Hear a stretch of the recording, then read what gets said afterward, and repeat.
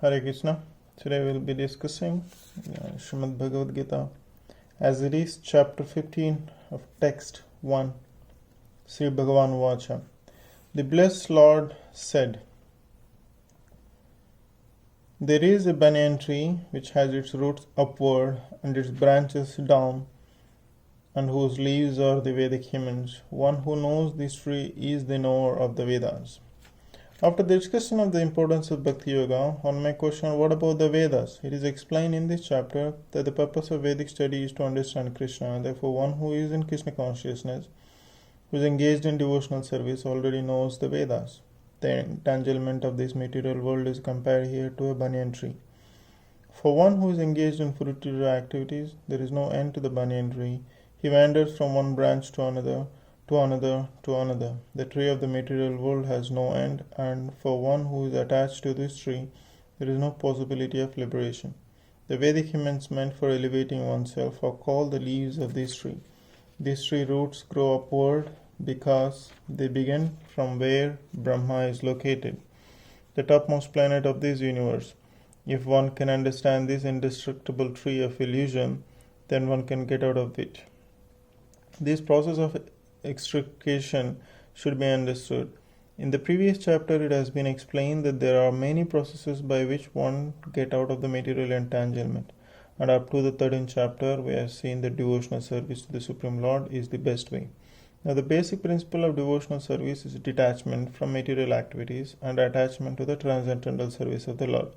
The process of breaking attachment to the material world is discussed in the beginning of this chapter. The root of the material existence grows upward. This means that it begins from the total material substance, from the topmost planet of the universe. From there, the whole universe is expanded with so many branches representing the various planetary systems. The fruit represents the results of the living entities' activities, namely religion, economic development, sense gratification, and liberation. Now, there is no ready experience in the world of tree situated with its branches down and its roots upwards. But there is such a thing. The tree can be found beside the reservoir of water. We can see that the tree of the bank reflects upon the water with their branches down and roots up. In other words, the tree of the material world is only the reflection of the real tree of the spiritual world. This reflection of the spiritual world is situated on a desire. Just as the tree reflection is situated on a water, desire is cause of things being situated in this reflected material light. One who wants to get out of this material existence must know this tree thoroughly through analytical study. Then he can cut off his relationship with it. This tree, being the reflection of the real tree, is an exact replica. Everything is there in the spiritual world. The impersonalists take Brahma to be the root of the material tree, and from the root, according to Sankhya philosophy, come Prakriti, Purusha, then 3 gunas, then the 5 gross elements, then 10 senses, mind, etc. In this way, they divide up to the whole material world. If Brahma is the center of all manifestation, then this material world is a manifestation centered by 180 degrees, and the other 180 degrees constitute of the spiritual world. The material world is the perverted reflection, so the spiritual must have the same variegatedness, but in reality, the Prakriti is the external energy of the Supreme Lord, and the Purusha is the Supreme Lord himself. And that is explained in Bhagavad-Gita.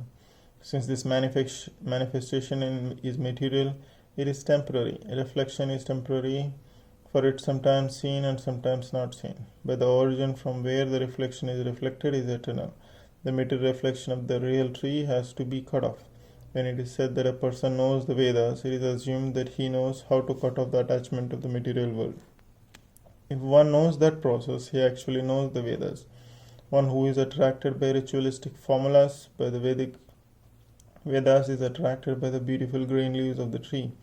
He does not exactly know the purpose of the Vedas. The purpose of the Vedas, as disclosed by the personality of Godhead himself, is to cut down this reflected tree and attain the real tree of the spiritual world. Text 2 translation. The branches of this tree extend downward and upward, nourished by the 3 modes of material nature. The twigs are the objects of the senses. These trees also has roots going down, and these are bound to be fruitive actions of a human society. The description of the banyan tree is further explained here. Its branches are spread in all directions. In the lower parts, there are variegatedness, manifestation of living entities, such as human beings, animal, horses, cows, dogs, cats, etc. They are situated on the lower parts of the branches, whereas on the upper parts are higher form of the living entity, the demigods, Gandharvas, and many other higher spaces of the life. As a tree is nourished by water, so this tree is nourished by the three modes of material nature. Sometimes we find the tract of land is barren for want of a sufficient water, and sometimes the tract of a very green. Similarly, when the modes of material nature are proportionately greater in quantity, the different species of life are manifested in that proportion.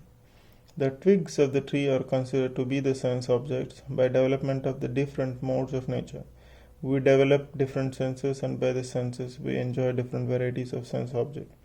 The source of the senses, the ears, the nose, etc., eyes, etc., is considered to be the upper twigs, tuned to the enjoyment of a different sense object. The leaves are sound from touch, form, touch, sense objects. The roots, which are subsidiary, are the byproduct of the different varieties of a suffering and sense enjoyment.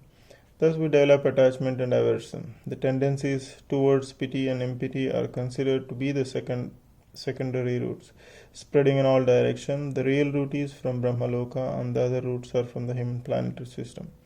After one enjoys the results of virtuous activities in the upper planetary system, he comes down to the earth and renews his karma or fruitive activities for promotion. This planet of human beings is considered the field of activities. Text 3 and 4 translation.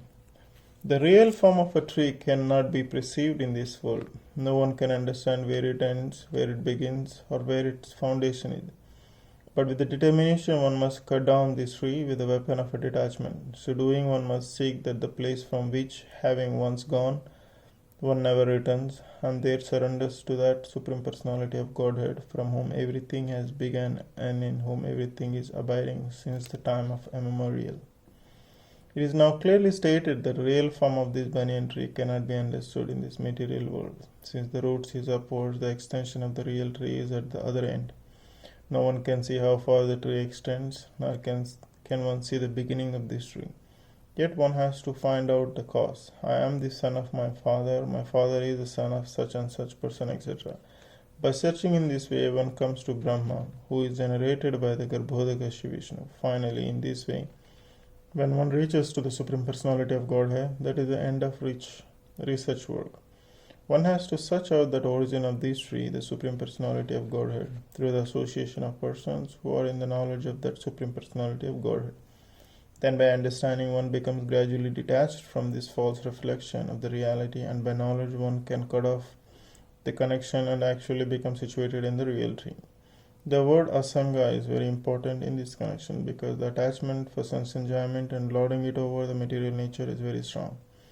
Therefore, one must learn detachment by discussion of spiritual science based on authoritative scriptures, and one must hear from persons who are actually in knowledge. As a result of such discussion in the associations of devotees, one comes to the Supreme Personality of Godhead. Then the first thing one must do is surrender to Him. The description of the place where whence going is no one returns is falsely reflected tree is given here. The Supreme Personality of Godhead Krishna is the original root from where everything has emanated. To gain favor of that Personality of Godhead, one has to only surrender, and this is the result of performing devotional service by hearing, chanting, etc. He is the cause of this extension of the material world. This is already explained by the Lord Himself. Aham sarvasya prabha, I am the origin of everything. Therefore, to get out of the entanglement of this strong banyan tree of material life, one must surrender to Krishna. As soon as one surrenders to Krishna, he becomes detached automatically from this material extension. Text 5 translation. One who is free from illusion, false prestige, and false association, who understands the eternal, who is done with material lust and is freed from duality of happiness and distress, and who knows how to surrender unto the Supreme Person, attains to that eternal kingdom. The surrendering process is described here very nicely. The first qualification is that one should not be deluded by pride. Because the conditioned soul is puffed off, thinking himself the Lord of material nature, it is very difficult for him to understand into the Supreme Personality of Godhead. One should know by the cultivation of a real knowledge that he is not the Lord of material nature. The Supreme Personality of Godhead is the Lord. When one is free from delusion caused by pride, he can begin the process of surrender.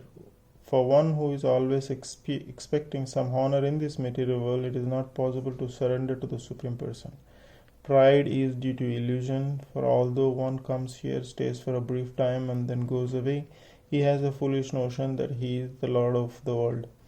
He thus makes all things complicated, and he is always in trouble. The whole world moves under this impression. People are considering that the land desert belongs to human society, and they have divided the land under the false impression that they are the proprietors. One has to get out of this false notion that human society is the proprietor of this world. When one is freed from such false notion, he becomes free from all the false associations caused by familial, social, and national affections. These fake associations bind one to this material world. After this stage, one has to develop a spiritual knowledge. One has to cultivate knowledge of what is actually his own and what is actually not his own. And when one has an understanding of things as they are, he becomes free from all dual conceptions such as happiness and distress, pleasure and pain. He becomes full in knowledge, then it is possible for him to surrender to a Supreme Personality of Godhead. Which ends the explanation of text by translation of Srimad Bhagavad-Gita as it is, chapter 15. Hare Krishna. Keep listening.